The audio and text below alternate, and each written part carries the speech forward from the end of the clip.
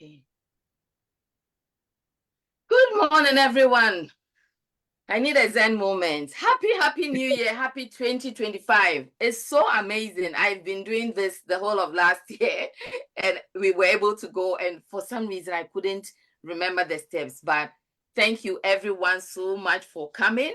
My name is Marian Amwa, as those of you who already know me, and for those joining us for the very first time.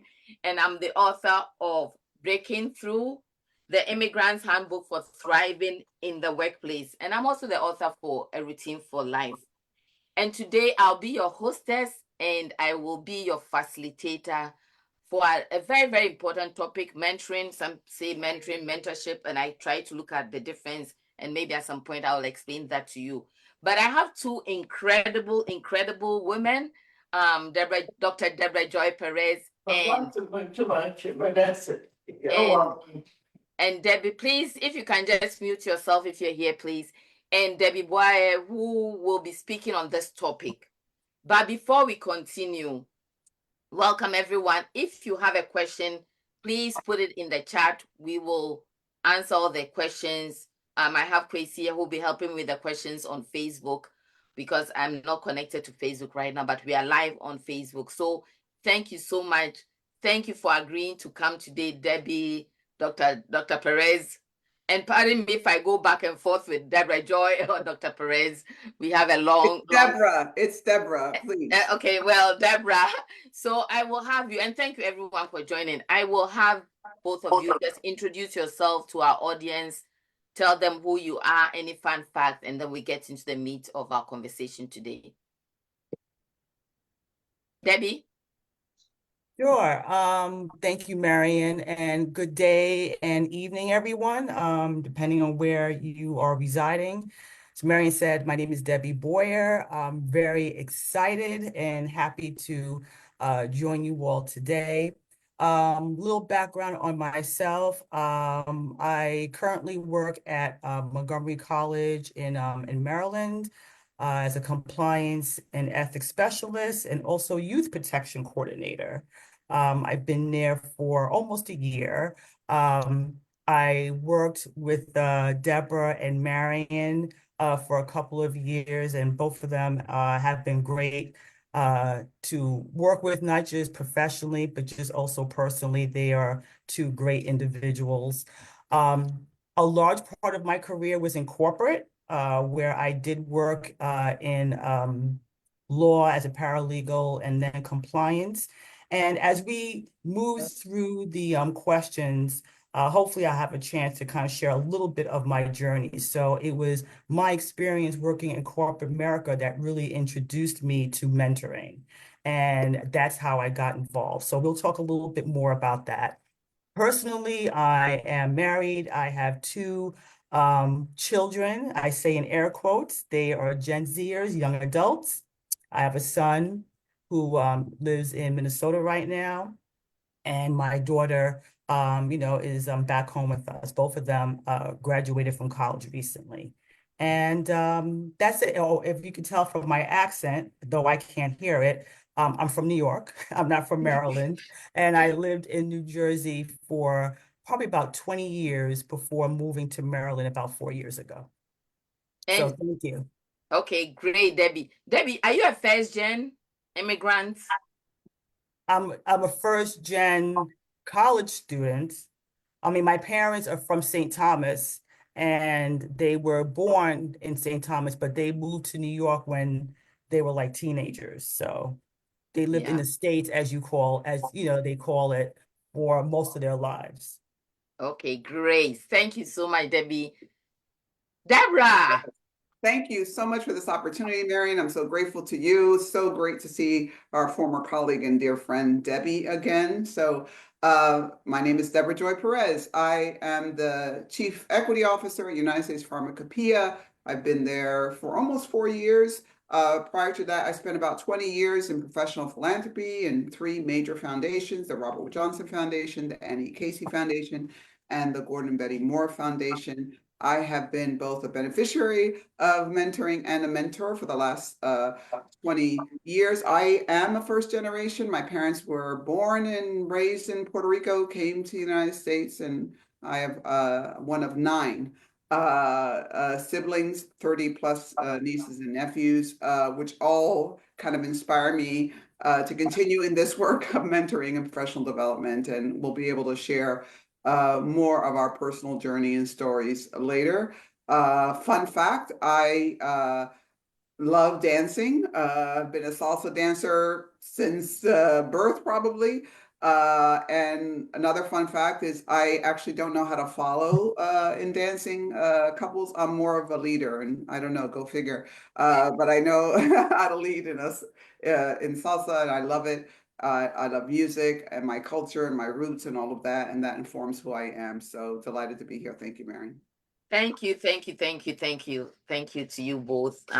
Okay, so let's get into mentoring. And as you all know, it's January is National Mentoring Month, at least in the US. I don't know about other countries. And as I was searching on the internet, I saw a declaration by President Biden for the national. You find it on the internet, and in the declaration, there's a big shout out to mentors, thanking them for all the good work they do in guiding, especially young people, find their path, find their way, and find their talent or unlock their potential. So, to all of you who are mentors on this platform today, thank you for what you do. Okay, so Debbie, the first question will go to you. What is mentoring? We hear it everywhere. Define mentoring in your own words. Sure. So, oh my gosh, I love mentoring. So I view mentoring as a partnership, right? Where the mentor, and in this case, this would be someone who's typically in a more senior level stage of their career, who is providing advice, guidance, support to someone who may be at a more junior level point in their career, right? And support, guidance, helps the mentees to develop certain skill sets. They're able to, let's say if they're new to an organization, learn ways to navigate the organization. If they're looking for career advice, and I have a story about that, they can get that from the mentor. I mean, the opportunities are absolutely endless. You can have one mentor. I had what I call a board of directors, and I can get into that a little bit later, where I had like one main mentor, but then I also had mentors for specific topics or things that I want to do. So you can do that, and I can share some examples later. And if done right, your mentoring relationship can grow into a great lifelong friendship. So it's something that I'm a huge proponent of, as Marion and Deborah know. And I highly recommend getting involved, in either or both roles if you can. Okay, so I had partnership. Correct. Definitely it's a partnership. Like you shouldn't go, like you're working, it's like any relationship, right? I mean, whether it's a marriage, a friendship, it's a partnership. So you are working together. As the mentee, you are coming to someone and seeking their expertise, their advice, their support. As the mentor, you're helping them, you're guiding them. I look at it as a way as far as being a mentor, and particularly I'm talking like more like, well, it doesn't even have to be in a workplace setting, in or outside of work. But as the mentor, you are, guiding your mentee and in a way that they can avoid some of the pitfalls or landmines, if you will, that they may have experienced throughout their careers. So that's why I say a partnership. Great, great. It's interesting because yesterday I was listening to something, 2 days ago, and they were talking about this was a mentor and a mentee, and how the mentor helped him to avoid the landmines that the other had been through. So it's interesting. Deborah, in your own words, how would you define mentoring? Yeah, and I would echo the partnership, but I would also say that there's a continuum of mentorship. There could be mentorships that are a moment in time. In this particular situation, applying for this particular job, you establish a mentorship with somebody who has particular insight into that particular point in your life or that opportunity. So yeah, it can be deep and meaningful and last the rest of your life, or it could be just a point in time, right? The main thing in my mind is the intentionality behind the mentorship. So no one should be surprised that they're either a mentee or a mentor, that there has to be a conversation. And to me, the part that makes it so fulfilling is the intentionality and the honesty, the ability to take and receive feedback, which is critical in a mentorship uh, relationship. And that there are different tiers, and we'll talk a little bit later about different types of mentorship. Supervisor, supervisee, or leadership. Emerging leader, peer mentorship. All different levels. And I will say, the last thing I'll say is that it does take work, and you have to do the work in order for the mentorship relationship to flourish. So it's not, just emotional support or not just advice.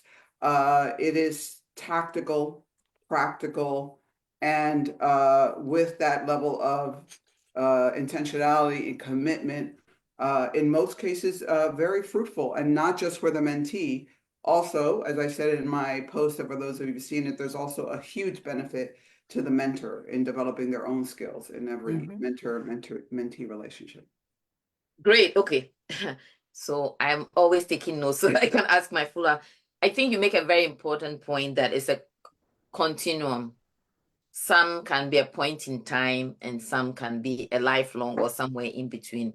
And I know that there are folks who don't want to be mentors because they feel like it's a lifelong commitment. And I like the thing that you said, taking and receiving feedback. But the next question is, what are the key components of a mentoring relationship? I know that you've started talking about some that it takes work. Right? I presume that work on the part of the mentor and the mentee. But let's go into this question. Maybe Deborah, you can start, and Debbie, you can. Yeah. Well, what I mean by it takes work and intentionality is that it's not a chat.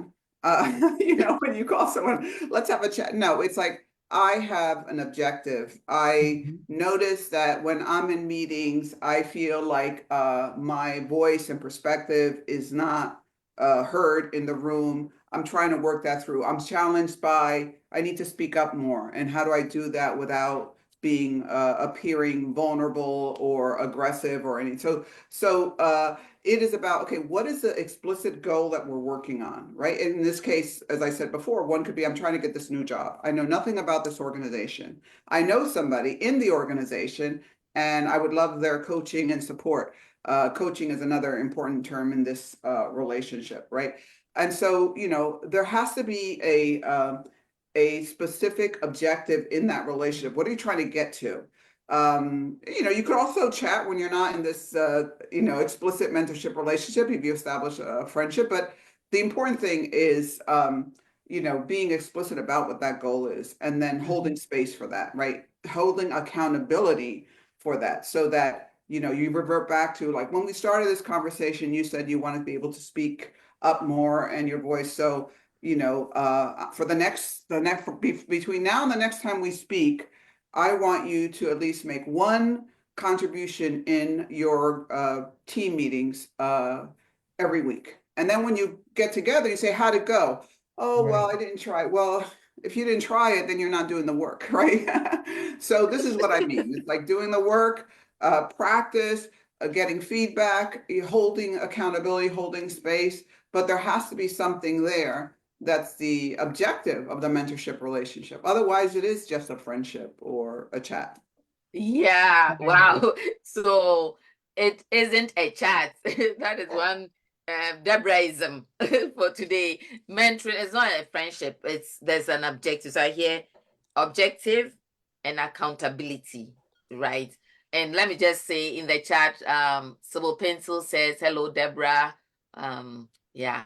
And so please put your comments in the chat, your questions in the chat. We'll get to them. Debbie, to you. I agree with everything that Deborah said, especially the part about being intentional. So for me, for example, when I guess for me, my mentoring relationship with my main mentor grew organically, which is probably, a good way for that to happen. And he at the time was chief compliance officer over a number of businesses at the company that we worked for. And so his time was limited, and I wanted to make sure that when I had the time with him, that I was prepared. So we met monthly. Every month I would send him an email and I would have it as like topic of the month. And I would explain to him what I want to discuss to also prepare him, right? Because even though I'm going to him for advice, I wanted to kind of get his mind straight of what I want to talk about. And that was served as like our agenda. If there was any advice that he gave me, as Deborah had mentioned in her example, I did it. If it was a success, I shared it. If it didn't work, I shared that too, because then together, and this is where the partnership comes in, we can discuss and strategize and see what some alternatives are. So I just wanted to lift that up. In addition, I would say this is important in any relationship, but especially mentoring, there's got to be trust and there has to be confidentiality, right? If you don't have either one of those, no matter what relationship you're in, it's not going to work. When you're paired with somebody and you're, talking to your mentor, you're eventually letting your guard down and you're being very transparent and probably maybe a little vulnerable. So there has to be that trust that what you tell them stays with them unless, as the mentee, you agree that they can share what they've confided in you to somebody else.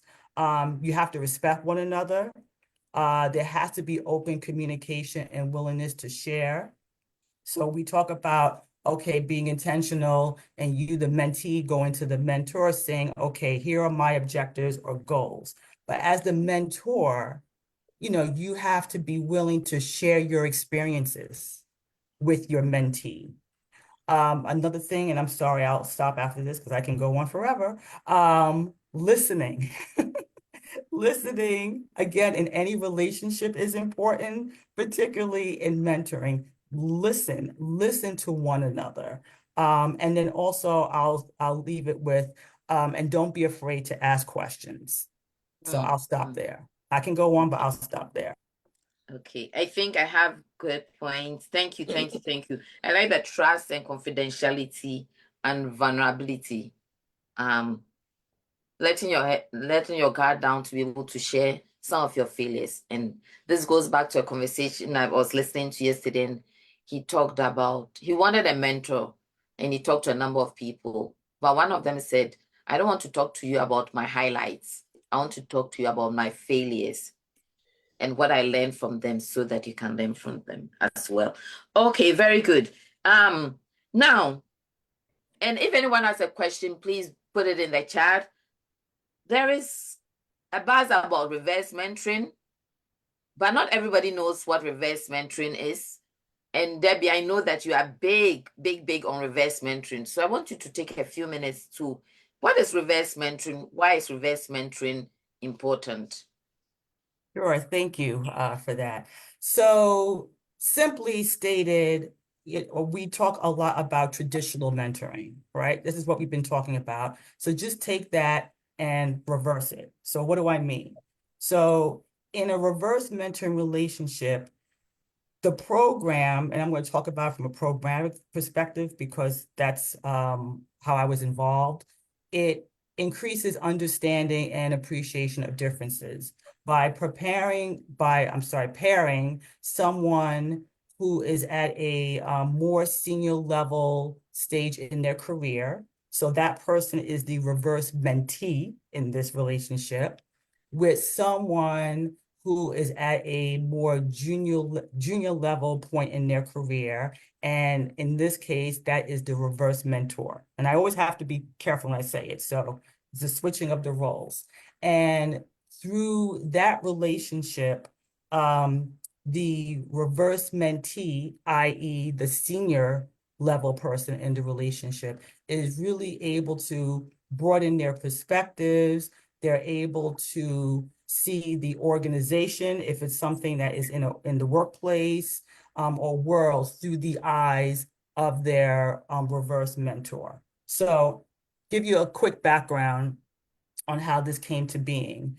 In the late 90s, the CEO at the time of General Electric, his name is Jack Welch, and you can Google this. He recognized that he didn't have, he lacked technology skills. And so he was noticing that, they were hiring a lot of young people, and he figured, okay, a lot of these young people, they're coming in and they're knowing a lot about technology. So he challenged some of his top executives to go and seek out these younger employees to get mentored and increase their technology skills. That's just one example. So they did a pilot program and it was a success. And I wanted to make sure I quote him correctly. Mr. Welsh had said, as a result of this pilot program, he says, we tipped the organization upside down. We now have the youngest and brightest teaching the oldest. So this concept, I don't know if it's still new. It has grown in popularity. There are a lot more organizations that have developed reverse mentoring programs, Prudential being one of them, which is where I came from and where I developed a program. But other companies like Ernst & Young and some others not coming to mind right now, and obviously General Electric have them. Now, when you look at reverse mentoring, you can look at it in a number of different ways. The General Electric example, they were focusing on a specific skill set, technology, but you can look at it more broadly as far as just broadening your perspectives, addressing generational differences, things like that. So when I developed the reverse program, when I was in corporate, we also did a pilot. And because it was new to the organization, we had a traditional mentoring program for years and it was a success. Now this was something new. And 4 pairs. And I sat down and interviewed with the senior leaders who threw their hats in the ring and they wanted to participate. And they all wanted something different. One example was there was one chief legal officer who was getting he was I guess it was a reorg, and he was going to have a more diverse group of a team. And he's white, he specifically wanted to know how it was for a woman of color, to live and just be in corporate America. So he wanted to be paired specifically with a woman of color so he can learn and understand more about that. Another senior leader recognized that he had been a senior position for a number of years and had not been in middle management. He wanted. Okay, so Debbie is frozen. Yeah, we're having. How Hi. about this? Yes, Debbie is frozen. Okay. Yeah, I'm having issues as well. My computer's not charging, but anyway, tell me where you want me to pick up. Yes, so there's a question here. It says, how would you give someone with a reserved personality? No, what advice would you give someone with a reserved personality who wants to be more intentional about maintaining a good professional relationship with a mentor and establish trust? Yeah, so mentees and mentors come in all shapes, sizes, and flavors. Introverts, extroverts, everyone has the capacity to be a mentor mentee. In the case of someone who is more reserved, I think a lot of internal work would help, like writing stuff down, being, clearly identifying what the goal is for the mentorship, identifying people. There's a lot of preliminary work that could be done in a mentoring relationship, like writing down Oh, who is the right person for me in this particular mentoring relationship. What am I looking for? So there's a lot of advanced kind of self-reflection work that one can do. And then once you've identified what is the goal here, what would I like to accomplish, and identified the who, what is the person, and perhaps you're intimidated because the person who can most help you is the senior vice president or the senior person or whatever. Think about 2 or 3 levels down and kind of test yourself. Like, how can I, like in these other goals that are perhaps not as, career sensitive, who can I talk to? And kind of practice with people who you find, and even with friends and colleagues. I'm looking for advice in this, and I'm trying to be a better mentee. I'd love to have some conversation with you. So you build up a practice. But yeah, everyone has both something to offer and something to receive in a mentoring relationship. Uh, across all spectrum of communication styles, personalities, etc. Okay. So I don't know why today the internet is being unstable, but that's sorry technology about for that. you. I'm like talking and all of a sudden it just popped me out. But anyway, Don't sorry about don't that. don't worry about that. That's technology. That's technology for you. But I think that we get the gist about reverse mentoring, Hmm. and I see that it can be done in a career setting. It can be done outside of a Oh, workplace. absolutely. Like if I had yeah, there are so many ways to. So thank you for doing that. Um, I'm mindful of this internet thing, and I want us to get to the juicy part. Why is mentoring important? And Deborah, I'll have you go because I know you have a powerful mentoring story. But before you tell us about your story, about how you were mentored and how you've been giving back, for those of you who have a copy of my book, all these conversations are based on the book. If you go to page 34 of the book, there is a chapter on have an ally where I talk about mentorship, I talk about coaching, and I talk about have a champion and all that. And a little bit down there, I want to tell you that the stories in the book are real, they are not made up. And when Deborah was reading the book, she identified herself in the book. Maybe I shouldn't tell you who she is. After this, I may quiz you if you read the book, but I've had Deborah as a mentor, as an ally, as a coach, as a champion. And today I want to say thank you and give you your flowers. Thank you. She is the niece in the book. Um, I always describe Deborah as the mother eagle. If you've heard the story, I don't know how true it is. They say that the mother eagle, when it wants the egg, she wants the eaglets to fly. She just lets them way up there and goes under them. If they should fall, she would pick them up. That is Deborah for you. Debbie and I worked with her, and she would challenge us. She mentored us. She would challenge us. She would give us assignments that are really will stretch you, right, and would also give you fulfillment. So thank you for that. Oh, This day I honor you and I want you to share your story. thank you. Why? Thank you so much, Marion. And I have also benefited, as I said earlier, from our relationship as a mentor.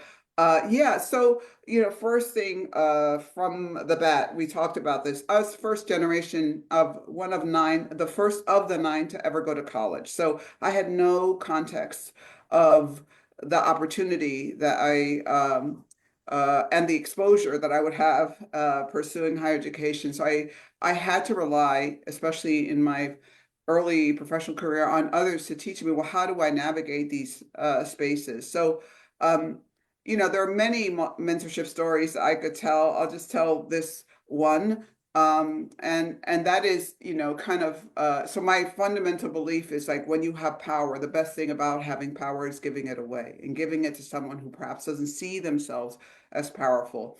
And what I know to be true in people like Marion and people like Debbie is that they have something to say and they have a contribution to make. And sometimes it only takes somebody from the outside to see that possibility, to see that potential, and to make way for that.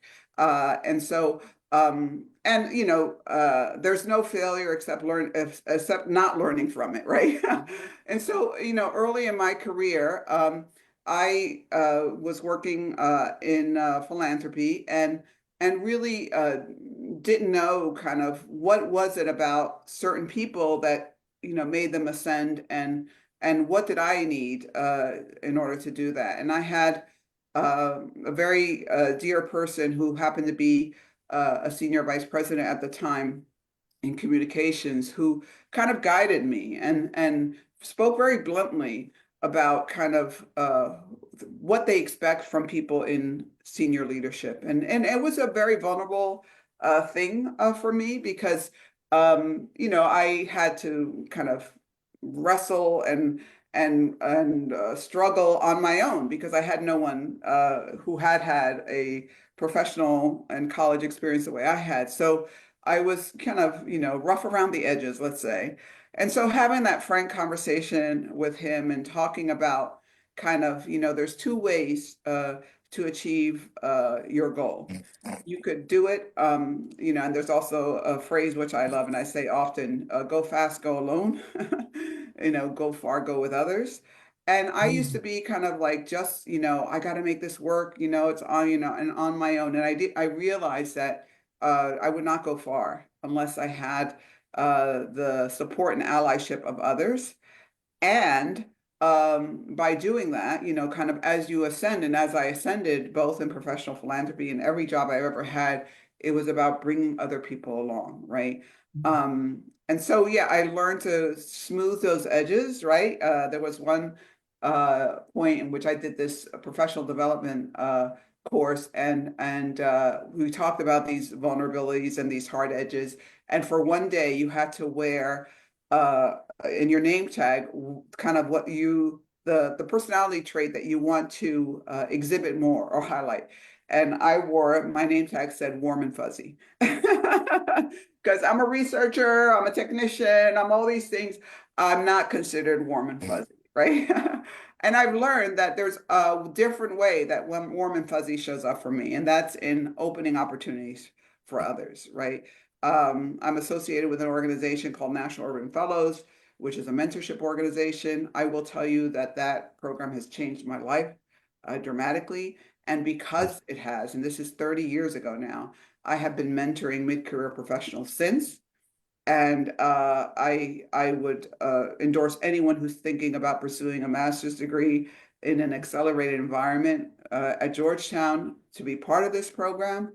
And I will tell you that, that whole experience of having that early mentor kind of really turn a mirror, and say, well, these are the kinds of things that you need to work on, was very illuminating and was a gift. I always say, and Marion and Bebby know that, the feedback is a gift.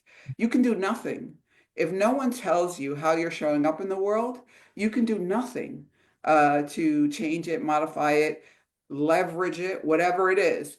But often, and maybe this is going back 2 or 3 questions, but I think it's worth saying, and Debbie highlighted this, the importance of listening in a relationship is listen with as Stephen Covey would say, listen to understand.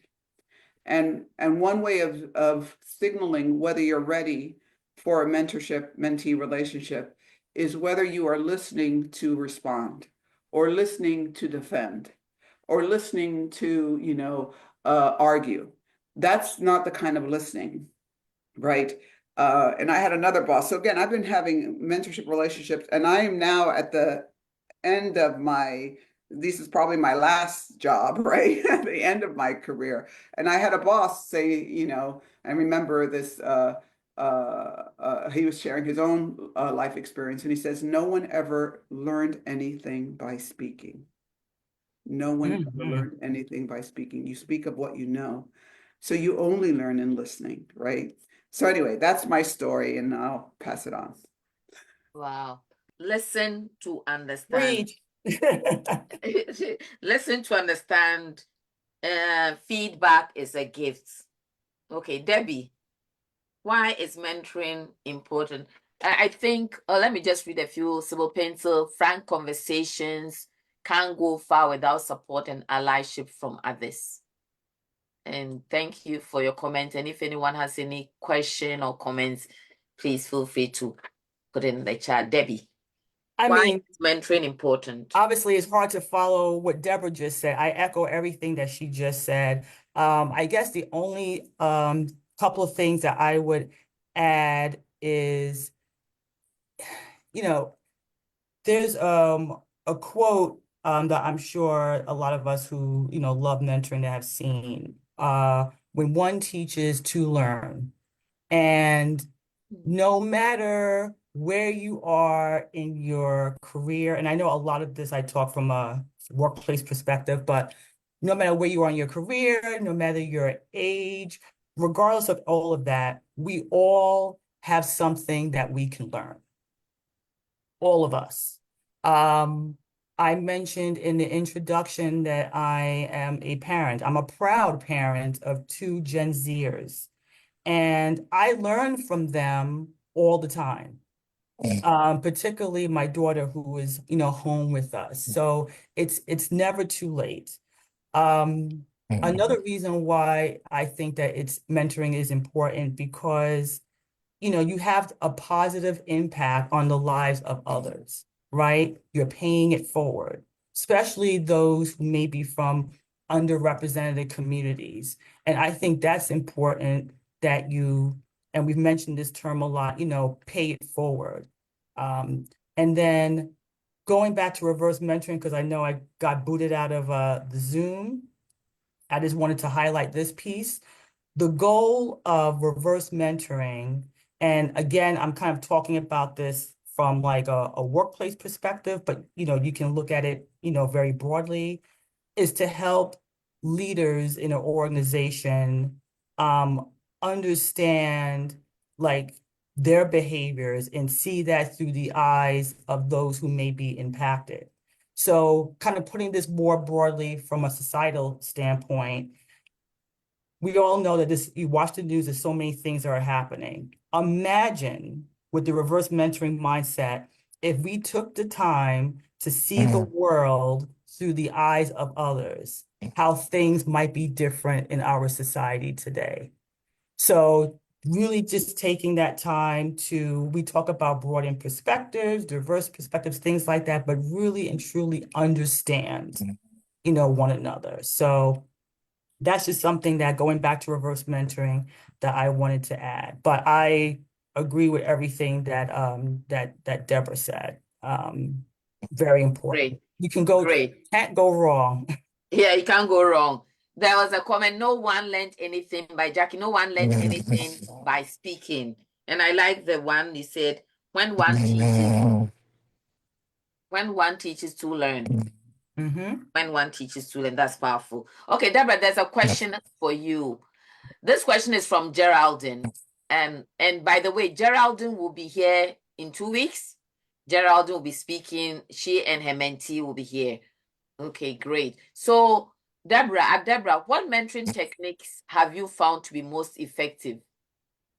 So, great question. I will say that again, building a little bit about the whole conversation is the preparation for the mentor-mentee relationship. So, what is the agenda? What is the objective? Stating at the beginning of a conversation, what is our goal today, or restating it and thinking about what is it that we are here to do. A lot of self-reflection going into a mentorship relationship, and practice, which is like you are given an assignment in the mentorship relationship. It shouldn't just be today we're going to talk about X and next time we're going to talk about Y. There should be a continuity in that, and that you should be able to report back on your progress. So I think all of these things, like especially the kind of the documenting, like, of your own progress, the reflection, the journaling, all of this is very helpful. And if you don't yet journal, think about journaling, keeping a professional journal. We have our own personal journals, our gratitude journals, but you should be keeping an administrative journal for yourself about your own professional progress. And I hear that too, Marion. Someone is not on mute. I don't know if as a facilitator you can mute all. Yeah, I can mute all actually.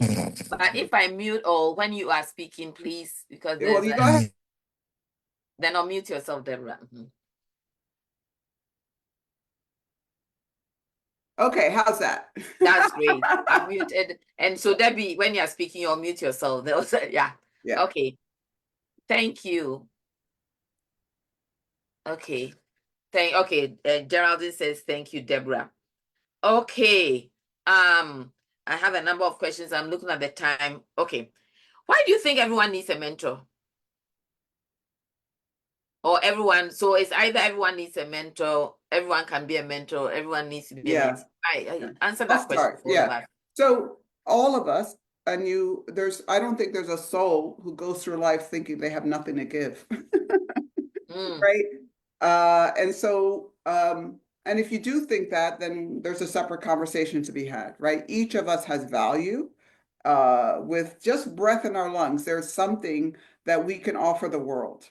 There's a great book I read maybe 30 plus years ago called The Celestine Prophecy. And in that book, it talks about how we all kind of get into our our own kind of dramas, our routines, and don't look sideways. We're just like moving, moving, moving. We are stuck in the matrix, right? Do this and move forward, and that's how everybody does it. And the book talks about the importance of pausing and thinking about life in this way. Every person that you encounter, whether they are in alignment with your beliefs or not, whether they are the same identity or not, whether they are someone that you wouldn't normally speak to or not, everyone has someone to contribute to you. And the book goes on to talk about how if we don't even start the conversation, if we don't even if it's just a smile or a wink, make some kind of connection, that gift is left ungiven, right? And so all of us have something just by our lived experience gives us each a unique perspective that could benefit someone else, right? Um, for example, I've lived abroad many years. I was living in Spain for 7 years, and I went to school in the UK. I did my master's there in women's studies, and so I have an experience that perhaps others wouldn't even know unless we had a conversation, right? So there's something there. I believe we all have something. Maybe whatever life experience you have, we are the cumulative result of the people we've met, the books we've read, and the experiences we have. Mm. And all of that in combination is unique. There's not anyone who's had the very exact same lived experience, read the same books, met the same people that you have. And for that reason, I think everyone has something to offer. So, okay. So we all have value. Each of us, everyone has something to give. Everyone can be a mentor. What about being a mentee? Do you want to address that? Yeah, so if you are of the opinion that you have nothing to learn in life, God help you.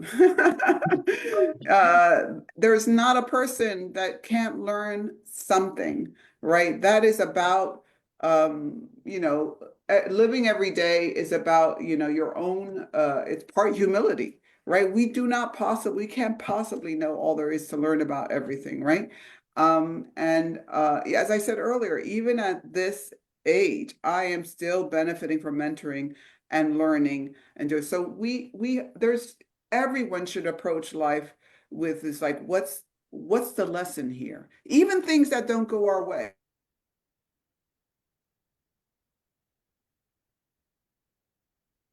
Yeah. Wow. Today we are having a great time with this internet. Okay. That's great. Debbie, do you want to pick up from where Deborah left? And then when she comes back, we'll fix it. I mean, I guess just repeating some of the things that I mentioned before, when you were asking why does everyone need Mentor. a mentor? Again, we all, as Deborah was saying, we all have something to offer. We have something to give. And, we all have something to learn. And just because you're a mentor in a relationship, right, doesn't mean that you are not learning too. My mentors throughout my life have always told me that God was always very appreciative. And they would say, you know what, you're welcome, but I learned just as much from you as you're learning from me. Okay. So, um, that's why I think that, it's very important. Great. I'm going to let us go quickly once I have there's another question from Abigail. She says, Adebra, do you have an example of how an interaction with a mentee hit a roadblock, and how did you salvage it, or how you salvaged it in the end? Yeah. Well, there's always going to be challenges, right? So sometimes people don't like to hear the feedback.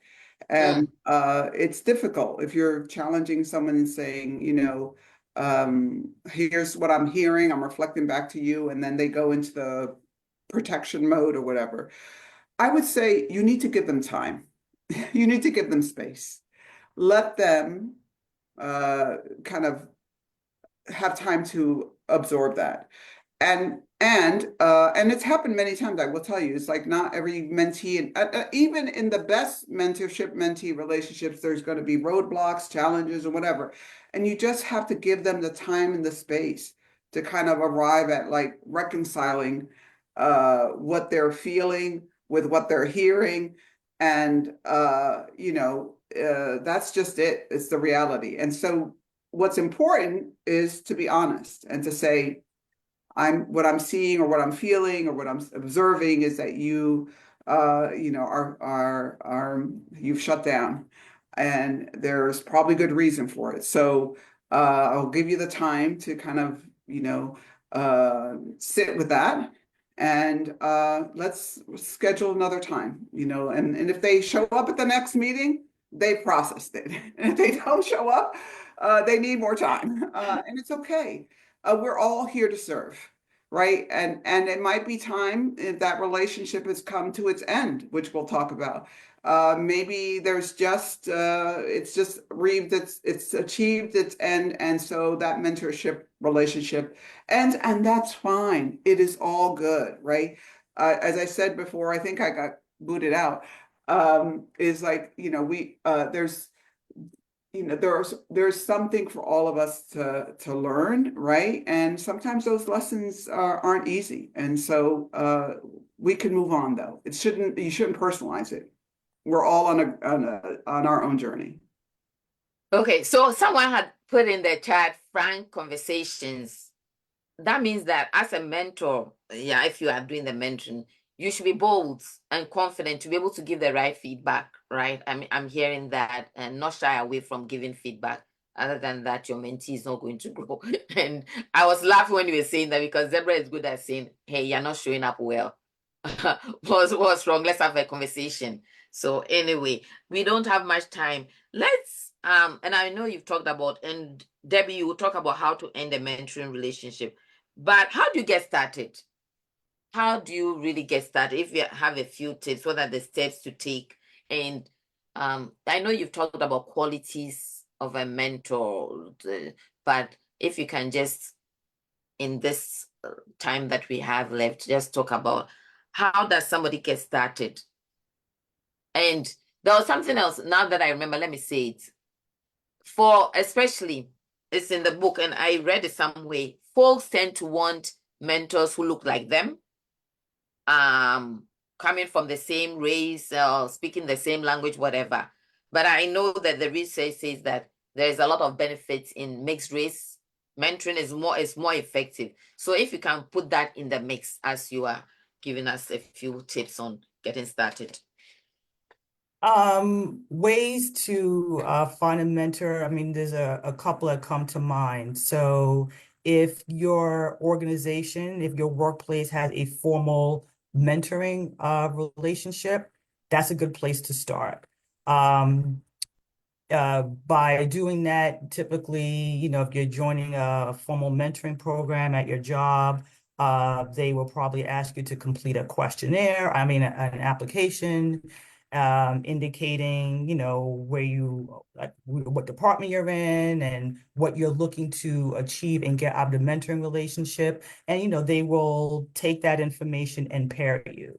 And from an organizational perspective, it will be really important to make sure that when you're paired, that you're not paired with somebody that is in your reporting line, because that can get very messy. If your organization doesn't have a formal mentoring program, you can seek outside organizations that do. So when I was working in corporate, my corporation had a lot of partnerships with a lot of different nonprofit organizations. And I became interested in one of those named Braven. And their goal is to help first-gen college students. And so they were looking for mentors, and I also got involved in that. So there are a lot of volunteer organizations out there that are always looking for mentors. So you can seek those out. And then, as I mentioned earlier, and Deborah highlighted this also, you can start thinking about creating your own board of directors, right? So in my experience, I've had, quite a few mentors. I had what I call like my main mentor, but I also had other mentoring relationships that were more nuanced. So if there is something particular that you're looking to learn more about, or a skill that you're looking to develop more, if there are some individuals in or outside of your workplace that you view as like a role model and that you admire, you can tap them on the shoulder and ask them. I have done that a couple of times, and I found that people are usually very receptive and flattered, to be honest, that you're coming to them and you see something in them that you want to learn more about. And so I would say 9 times out of 10, they'll probably be open to it. And if not, they could maybe give the opportunity to connect you with somebody in their network who would be able to give you some of the advice and guidance that you need. So those are a couple of things that come to mind. I'll say Okay. a bit about cross-racial mentoring, which has Yes, been Deborah. research-based. There's a researcher who's, I think, now retired. He may be emeritus. His name was Dave Thomas, and he was at Harvard Business School, and he writes a lot about the importance of cross-racial mentoring, among other things. And it's bilateral in its benefit, right? And for those of us who are very committed to creating inclusive environments of work cultures, we know that one way to ensure longevity in any diversity, equity, inclusion, belonging program is to get senior leadership, and particularly those who are different from many of us, to support those efforts. And the way that they come to do that is by having these cross-racial mentoring relationships. You expose them to the unique challenges of being a woman in that corporate organization. And so by being exposed to you as a mentee, they now have empathy and become, beyond mentors, become sponsors, right? And so it is incredibly beneficial to be in a mentoring relationship with somebody who has a different lived experience than you, because it just teaches you different perspectives. It adds value to your unique perspective and approach, and builds empathy and understanding. So I can't say enough about it. I've definitely had mentors who were white males. I've had mentors who were Black females. I've had straight mentors, LGBT mentors. All of that matters in kind of contributing to the entirety of my professional career, by learning that perspective and by building in me empathy for groups that I would not normally be in community with. Yeah, that's powerful. Somebody wrote, the response to your question. Thank you, Deborah. Hashtag give them time. Okay. I want to, with all the technology coming, just give us a few closing remarks, a few thoughts. There are a number of people here and some on Facebook, and I think the one thing that I normally hear, I don't have the time to be a mentor. It takes time. It takes too much time. So if you can take that myth or mystery out of being a mentor for us, just some parting words and the benefits. You can talk about the benefits, summarize it whichever way you want. I want Debbie to go first, and Deborah, you will end us. And let me just put in if you have a question, we can take a question. Oh, there's one new message. Let me see what it says. Okay, hold on. With more people using Chat GPT and Copilot, how has technology changed the way you approach mentoring?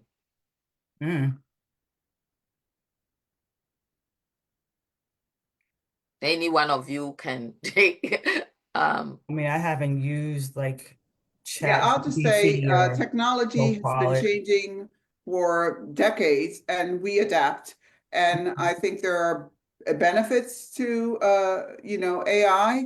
It helps for folks who are struggling, and we talked about this earlier, how to uh, enter a relationship and jot down a few feelings that they have or goals that they have. They could use AI to help generate some questions that they could ask the mentor. So there's a lot of ways to leverage any technology. I don't think it should deter us in any way, and it can only enhance our understanding. I don't think, for me personally, it hasn't changed my mentorship relationships, but it's a good tool for those who need additional support in, developing questions or setting Yeah. goals or any of that. Yeah, Okay, I would great. say I don't have anything to really add respect specifically to Chat GPT or AI, but with technology, generally speaking, I think it broadens as far as who your mentors can be, right? Because pre-COVID, all of my mentoring relationships and meetings were all done in person, right? When COVID came, we all shut down and we got thrust into the virtual world. So, and that included me. So when I was changing careers, and I was talked about before having your board of directors, I had mentors that were helping me with my journey to, at that time, move into diversity, equity, and inclusion. And here's another way that you can find a mentor. I'm sorry, I'm going back to that question really quick, Marion. So when I was in the process of changing careers and we were at COVID, I had taken a package from my job because I wanted to pursue and change my career to DEI. So we're all shut down. There were a lot of Zoom webinars, and I joined as many as I can so I can learn more about diversity, equity, and inclusion. There was a speaker for one of those webinars who I really liked. So I connected with her on LinkedIn, told her that I, was hoping that I want to change my career. And if she had a moment, I would love to speak to her. She was open, and we ended up having a mentoring relationship. I mentioned her because she's based all the way in the UK. Yeah.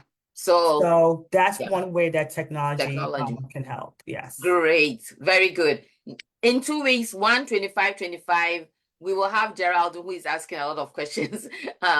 Thank you, Geraldine. Here with a mentee. Geraldine is a mentor and her mentee who lives all the way in the UK. You don't want to miss that session. So, Debbie, if you want to give us a few parting words, we have 15 minutes, but let's try to wrap this thing up because of the technology. But thank you all so much. Thank you to everyone who has attended today, the first in the series for 2025. Thank you for your patience with the technology and all that. Thank you. So Debbie, just a few words, and then Deborah will close us out with her parting words as well. Okay, few parting words. Well, thank you all again for your time here, as hopefully you walk away having a better understanding of how important mentoring is and how it can change your life. I've had experiences, unfortunately, I don't have time to go through them, that really have stuck with me to this day. And as Deborah had mentioned, we are accumulation of like our lived experiences, people we've met, places we've been. So just think about it, one way. As a mentor, sometimes people think, well, really somebody, what do I have to offer? As we talked about, everyone has something to offer. That's So right. please go into it with an open mind. And as a mentee, if you are looking to seek out a mentor, just be very intentional, be very organized of what you want to do. Everybody's time is precious. I approached my relationships, part of it that way. And, really, hopefully you can work together to get the most out of your mentoring relationship. And as I mentioned before, I know that relationships are very intentional, but I will go back and say, maybe don't go into it thinking it's going to be like this great friendship, because sometimes it just may be very nuanced. You reach your goal and you move on. I've had the great fortune that my mentoring relationships, couple in particular, have grown into like lifelong friendships that to this day, we're still talking to each other on the phone, wishing each other Merry Christmas, Happy Birthday, things like that. So just go into this with an open mind. I'll leave it at that. Okay, thank Thank you, you, Debbie. Marianne. Thank you very much. I would listen to understand. I think that it's not listening to disagree or argue. Everyone, each of us has something to offer. We are all growing and many things. I might type it and put it in Facebook, but thank you so much, Deborah. Please give us Yes. some great partner words and then close us out. Right. So first, three things you can do right now to start a mentoring and experience and relationship. One is identify what is your next biggest challenge in your career. Where is it you want to be? Kind of do some visioning around that. What is the goal? Right. Second, who are people that you admire in your life, in your current life, not in the future? We'd like to know, but right now, who are people that you admire? And third, share that goal with that person and see where that emerges. And then once you do that, going to LinkedIn or Facebook, whatever, and start kind of researching and learning about that particular goal that you have, and connect with people. It's a simple kind of double click. Oh, this person, I want to follow them because they have an interesting perspective. And there are at least 10 reasons that I posted on LinkedIn that I'm going to share really quickly that a mentoring relationship is powerful and rewarding. One is it provides the guidance and support that you need during a pivotal time in your career. You develop skills as mentees and mentors, and it helps to navigate professional challenges and opportunities. Three, leadership growth. It's good for mentors, and as I said, building empathy and coaching skills, et cetera, but also good for mentees. Four, networking opportunities. I gave a talk not too long ago called Your Network is Your Net Worth. And it's about expanding those professional networks for both mentors and mentees. Five, it increases your confidence. The more you do this, the more confidence you build, and your ability to receive and give constructive feedback. That takes practice. Six, career advancement. It opens doors that you don't even know were available. Like the best thing about the mentorship/sponsorship role is that your name is being mentioned in places you are not. Seven, knowledge sharing. Mentors pass on institutional knowledge. I can't emphasize enough the value in my own career for mentors talking to me about the politics, the small p politics in an organization. There's a lot that we don't know in organizations about who is supporting who and what are the issues. Just notice in the next meeting you're in, when somebody speaks, who echoes or parrots or repeats that tells you something about the power dynamics in that conversation, right? 8, personal fulfillment. The mentor-mentee relationship for me has been one of the most life-altering and purposeful things I have. It's just my purpose in life has been in part, as I said before, to give power to others, to lift others as I've been lifted, especially as a first generation college student. 9, diverse perspectives. We can only grow by learning about and benefiting from difference, right? So it builds our cultural competence. It connects us to people that we would normally be connected to. And 10, and the most important, it's about paying it forward. When you create this legacy of empowerment that builds stronger and more inclusive workplaces and communities, it's not just good for you, it's good for everyone. And that to me is what mentorship is about. Okay, Deborah, you have cheated me. I haven't seen this post, but this is powerful, people. I hope you heard all that. 10 points. I missed the very first one. Powerful and something. I missed the very first one. If you can repeat it. Yeah, the first one was guidance and support. Guidance and support. Wow, I will get this from you. We will do this again, either at work or somewhere. But thank you so much, people. Thank you. This has been great. Help me to appreciate Debbie and Deborah. Thank you. Thank you. I will definitely get the cheat sheet on the 10 points and I will share it with you all, either on Facebook or somewhere. And watch out for more conversations with Deborah and Debbie. Thank you so much. Well, can I just, before you go, let me Yes. just thank you, Marion, and thank you, Debbie, but also just especially to honor and appreciate Marion for putting this work in the world, the work on how immigrants can break through in this country. It is a gift and a blessing that you put that knowledge in writing. So congratulations to you, Marion, for this effort, for these webinars. I couldn't be prouder. So kudos to you. Thank you. Thank you, everyone. And we will end at this point. Bye-bye.